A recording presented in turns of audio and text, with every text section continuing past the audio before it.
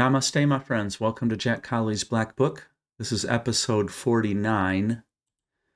And I just want to share a parable with you today. So this parable has been on my mind. I don't know where it originated from.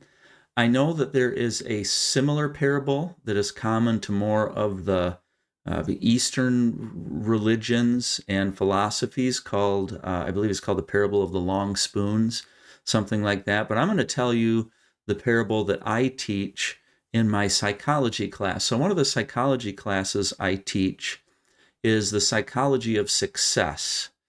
And one aspect of being successful is we have to work together. We have to belong to each other. We have to work together. We have to be in relationship with each other. And, we call that interdependence.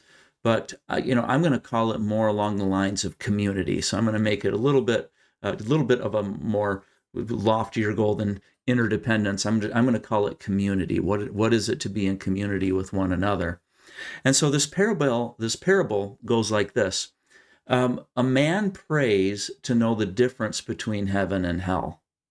And when this man prays this, when he asks God, when he asks the universe to tell the difference between heaven and hell, an angel shows up. So an angel is an avatar. Avatar is a word I've used in some of the other episodes. An avatar, again, not the movie, but an avatar is an incarnation of God. It's when an aspect of God or God incarnates something or shows up on earth in a different form to correct something, to teach us something. So that's an avatar. So often angels show up in stories as avatars, as messengers of God, as beings that say, okay, I need to tell you this one attribute of God because you won't be able to handle understanding all of God all at once, but I want to show you this one attribute. So an angel comes and takes the man to hell first. And the man goes to hell with the angel, and the angel and this man, they're watching the inhabitants of hell. And what they see is they see the inhabitants of hell sitting around a large banquet table. And so I asked artificial intelligence, I learned something new, I did something new. I asked artificial intelligence to create a picture of a banquet table with starving people around it. And so let me show you this full screen here as I talk about this. And so the man goes to hell. Now, this does not exactly fit with the parable, but it's going to help kind of at least plant the image in your head a little bit.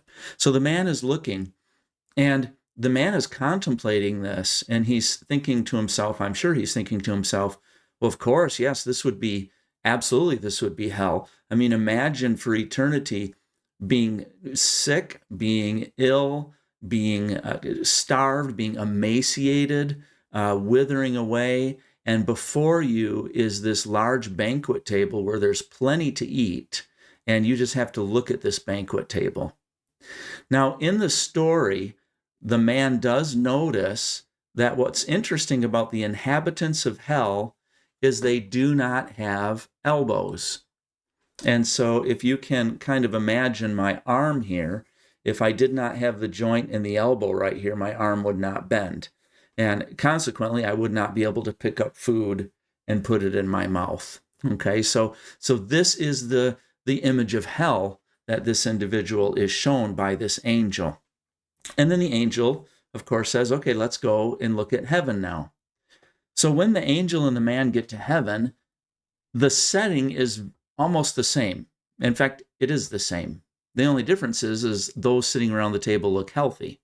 But they have the same long banquet table, and the man is looking at it initially and saying, okay, we got the same long banquet table, and we have people all around this banquet table. And he says to the angel, why are these people healthy, and why are the people in hell not healthy?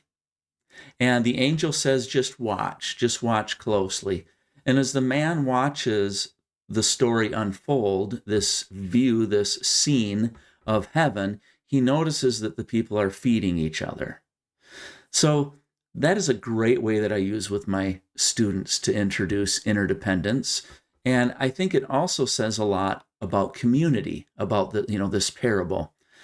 I really like it for this reason.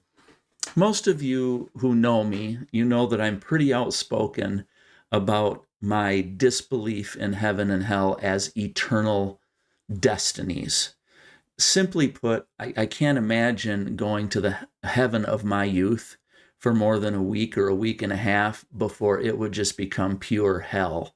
I just can't even imagine a city with golden streets where we're singing hymns all the time or floating on clouds, or that's just not me. There's nothing appealing about that. It might be a great break from reality, but it's not anything that I want for eternity.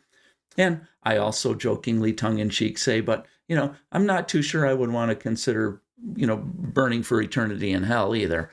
But the idea here behind the parable is this, and I don't want to editorialize too much because part of a parable is for you to make sense of it yourself.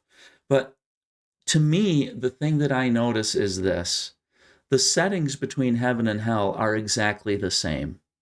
You have a banquet, you have table, you have provisions, you have all of this available to you.